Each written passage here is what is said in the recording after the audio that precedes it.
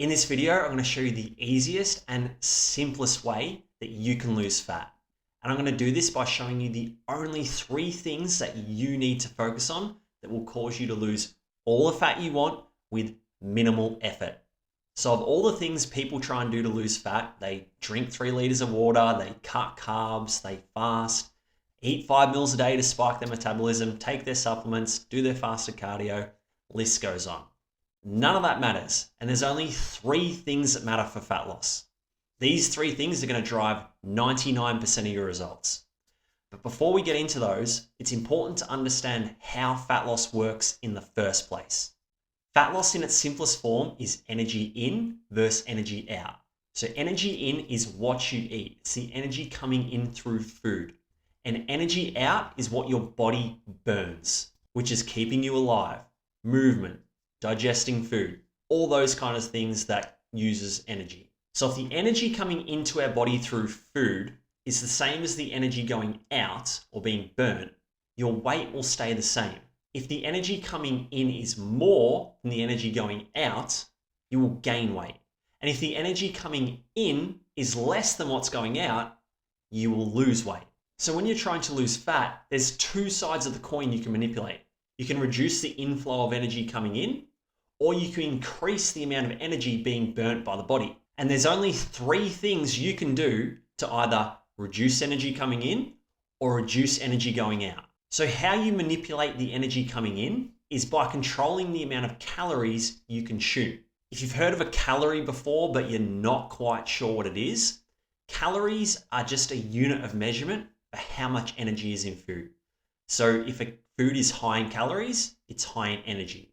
So whenever you hear or see the word calorie from here on out, all I want you to do is automatically think energy. They're interchangeable terms. Calorie, energy mean the same thing. So you control the energy coming in by how many calories you consume. Now there's 2 ways you can manipulate the energy out part of the equation: protein and movement. Protein is very interesting because it increases the amount of energy your body uses. It does this through something called the thermic effect of food.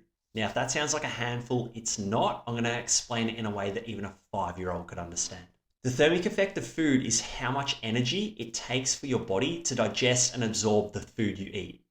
So a food with a high thermic effect takes a lot of energy to digest and absorb. Protein has a very high thermic effect. It's around 25%. Which means 25% of the energy you consume from protein gets lost in digestion and absorption. Fats and carbs, on the other hand, have low thermic effects, so they don't require as much energy for your body to digest and absorb them. They have a thermic effect of roughly 5 to 10%, which means if you eat 100 calories worth of fats or carbs, your body will be left with about 90 to 95 calories to utilize. Whereas if you eat 100 calories worth of protein, your body will only be left with about 75 calories to utilize. So this is how protein increases your metabolism, or the amount of energy you burn. It's because it takes much more energy for your body to digest and absorb it. The other variable we can use to manipulate the energy out is movement. This doesn't need to be explained in detail. I'm sure you get this. You move your body more, you burn more energy. Simple as that. So now we know the 3 things that can affect the energy in and energy out. The next question I'm sure you're asking is, okay, well, cool, Nick, but how much protein? What type of movement? How many calories? That's what we're getting into now. So let's start with energy out and how to affect that. First of all, protein. As a general rule of thumb, aim for around 1.5 grams of protein per kilo of body weight. So if you're 80 kilos, 80 times 1.5 is 120. That's your daily target. For heavier individuals, around 100 or over, you can go a little bit lower on that spectrum, down to about 1.3. And for lighter individuals, around 60 kilos or so, you should go a little bit higher, up around the 1.7. But as long as you're somewhere in that range, you're good. For movement, it does not matter what you do. As long as you get your body moving, moving is what burns energy. So you need to ask yourself, what physical activity do I enjoy doing? And do more of that. because what you like is what you'll stay consistent to.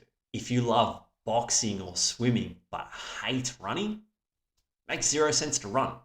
Now, there is one small caveat to what I just said. Doing an exercise modality that helps build muscle does help a little bit with fat loss. This is because an increase in muscle mass directly correlates to an increase in metabolism or how much energy your body burns. So if you think of a car with a big, powerful engine, like a Ferrari, how much extra fuel would it use compared to a car with a small engine like a Suzuki Swift? A lot. Exactly the same with your muscles. As you increase muscle mass, your body burns more fuel. So any exercise where you use an external resistant, so weight training, or your body weight, like a push-up, is fantastic for building muscle. With that being said, you 100% do not need to do any strength training to lose fat. The most important thing is you abide by the first principle. What do you like doing the most? So if you really do like lifting weights, do that.